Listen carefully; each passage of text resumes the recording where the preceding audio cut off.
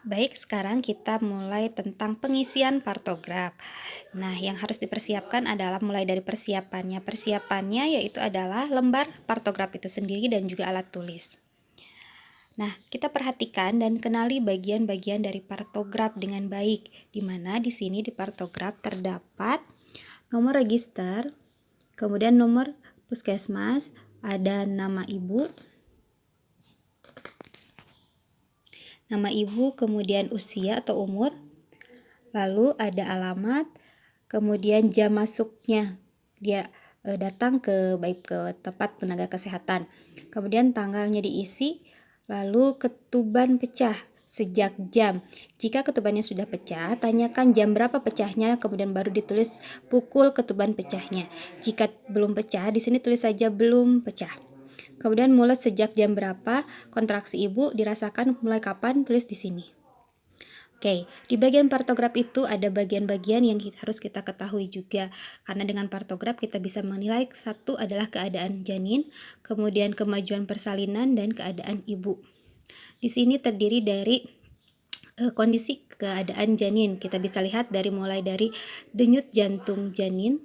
Dengan pengisiannya kita denyut jantung janin diisinya dengan bulatan penuh, ya, sesuai jumlah frekuensi pada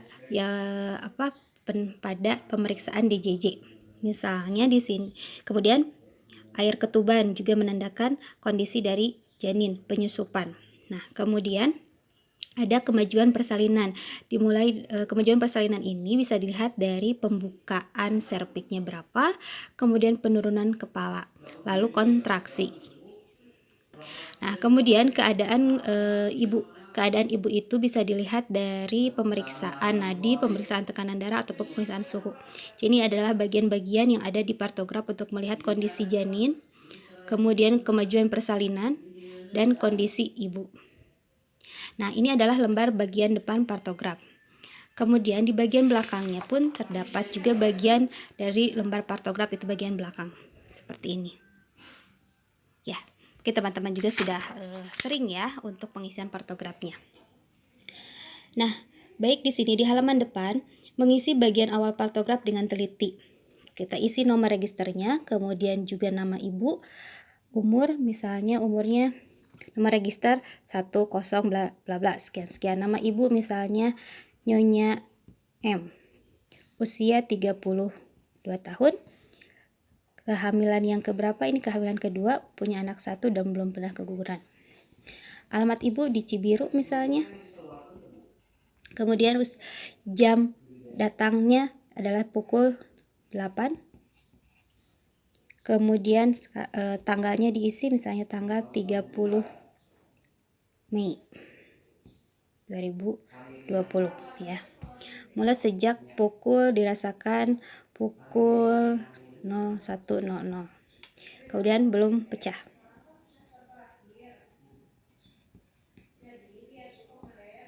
Nah, di sini setelah nomor register terisi dan bagian identitas di atas terisi, kemudian kita mengisi pada bagian-bagian tadi ya, keadaan janin, keadaan ibu, dan kemajuan persalinan. Mencatat hasil pemeriksaan denyut jantung janin pada kolom yang tersedia dan diberi tanda titik penuh pada garis yang sesuai dengan angka yang menunjukkan frekuensi.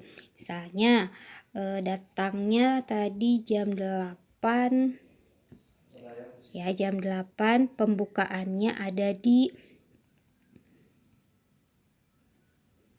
pembukaan 5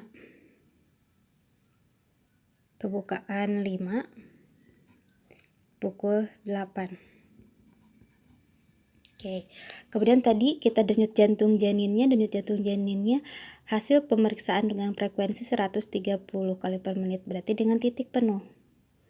Kemudian memberi tanda silang pada mohon maaf, sebelum ke bawah kita di atas dulu ya. Untuk denyut jantung janin diberi tanda titik penuh. Kemudian air ketuban karena tadi belum pecah ya, jadi tidak ada. Kemudian penyusupan, menilai molase ya setiap melakukan pemeriksaan dalam. Saya tidak terdapat penyusupan. Nah, ini masih utuh gitu ya. Pembukaan serviks itu diberi tanda silang, misalnya di pembukaan 5. Jadi intinya adalah melewati garis waspada. Jadi jika pembukaannya kurang dari 4 tidak diisi di partografnya ya, tetapi di lembar observasi karena masih masuk fase laten. Jadi di sini mengisi partografnya itu adalah melewati garis waspada. Misalnya tadi ini pembukaan 5. Cari ini 5 cm. Oh, di sini silang. Ya, dengan diberi tanda silang untuk pembukaan serviks. Kemudian untuk penurunan kepalanya yaitu dengan menggunakan tanda lingkaran. Misalnya ini pemeriksaan penurunan kepala ini dihasilkan dari pemeriksaan perlimaan.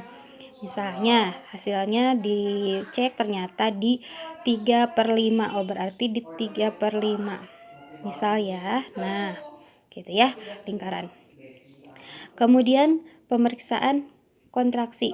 Kontraksi ini diperiksa setiap 10 menit.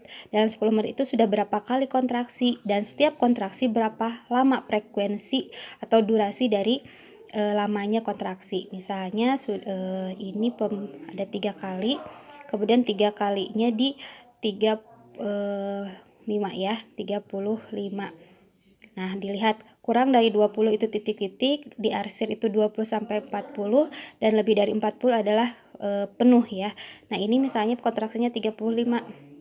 3 kali dalam 10 menit, lamanya 35 detik misalnya, gitu ya. Kemudian tidak diberikan oksitosin, tidak diberikan infus. Kalau diberikan infus, obat-obatan diisi di sini. Kemudian kondisi keadaan ibu yaitu diperiksa apa tekanan darahnya. Misalnya tekanan darahnya itu di 130/80.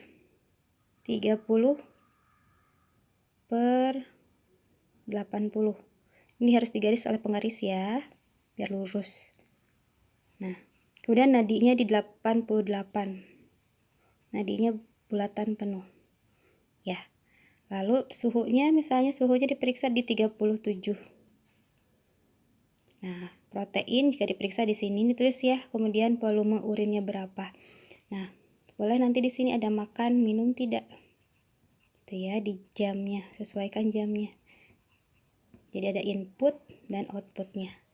Ya, itu untuk contoh dari pengisian. Jadi kembali lagi, pengisian bagian depannya itu mulai dari identitas tolong diisi dengan betul-betul ya.